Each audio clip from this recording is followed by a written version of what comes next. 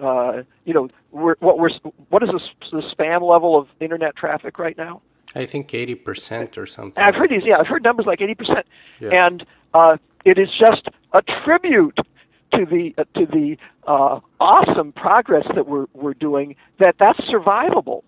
Mm-hmm. I mean, and it is very. In fact, it's been very well survivable. The internet is still is a growing and a thing that can still justify all sorts of hype. I think, in fact, the era of hype for my whole point, I guess, is the era of hype for computation and automation and networking is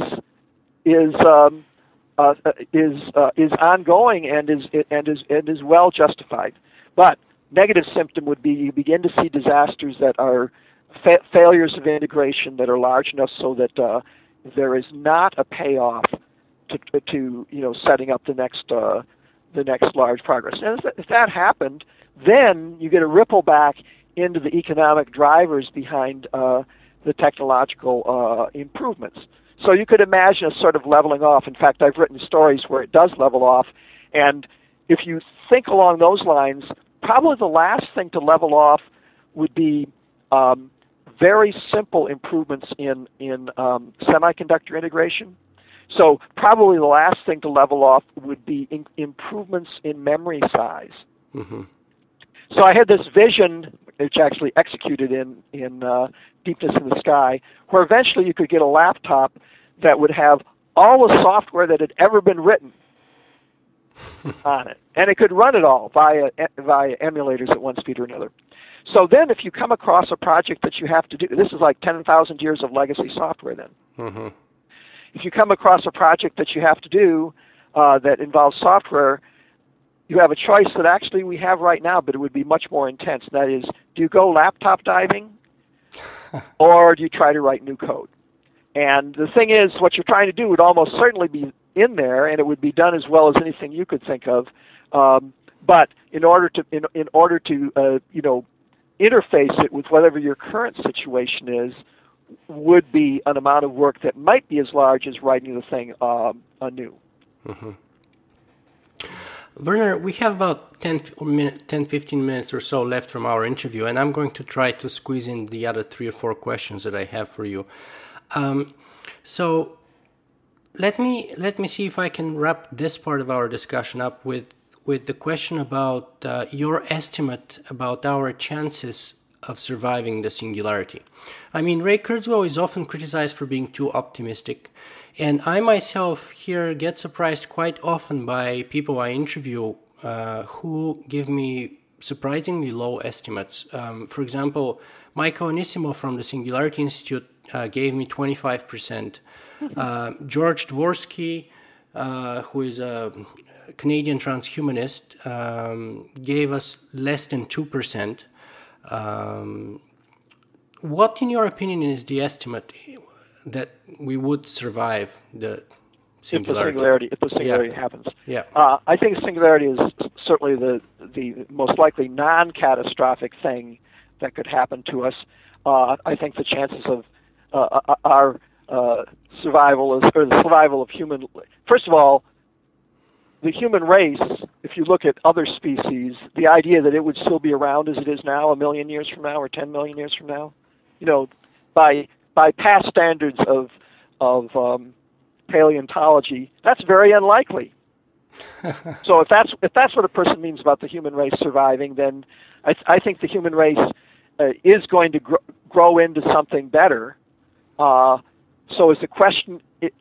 So the question comes down to: is one talking about that something better that we become? Yeah. Or is it okay? The alternative to talk about. My presumption is that if we survive, we would have to change fundamentally, right? But there still would be continuity between what we are and what we would have become. And I think that's very high probability. And in fact, spin this discussion back to 1930. Mm-hmm. In 1930, there would be people who would talk about, sometime 100,000 years from now, we humans, the culmination of all our dreams of social progress and intellectual progress and technological progress, maybe 1 million years from now, we'll become something better. And everybody would get a nice, warm feeling about that. Very few people would be upset by that. It's the prospect that it might happen before you retire that makes people get all nervous. Mm-hmm. So, viewed in that context, I think it's very unlikely that, assuming the singularity happens, it's very unlikely that that it would be it would make the human race extinct. If you're talking about Homo sapiens 1.0. 2.0 maybe after the singularity. But yeah, let's talk about the survival of Homo sapiens 1.0. Mm-hmm. In other words, the standard, unaugmented. I think there would still be actually a significant place for such as you and me are now. Now, and the general reason is a matter of safety. Mm-hmm. Look at it this way: if you're a superhuman intelligence, with a big silicon component or whatever, non-biological component, you have to consider the possibility of existential threats yourself. And one thing to realize about the universe is Mother Nature can be pretty brutal. We live in a universe that has disasters at all scales. Yeah. And if you were such a supermind, you'd have to consider the possibility that some dark and rainy night, some disaster might come along and wipe you and all your silicon-assisted or silicon-constructed brethren out of existence. Now, think about that situation. What are the chances that if there are no people like Vernor and Nicola 1.0, if there are no people like normal humans around, living in a biological situation, what are the chances that machines would ever arise spontaneously?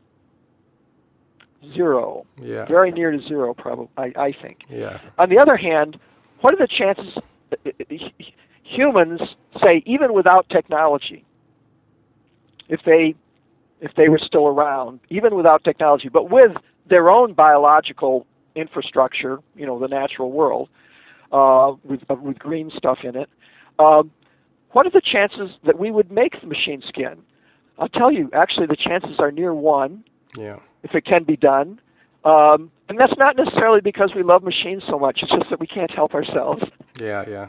We go out and tinker and we make things. And eventually, in a very short geological period of time, the big brains would be back in business.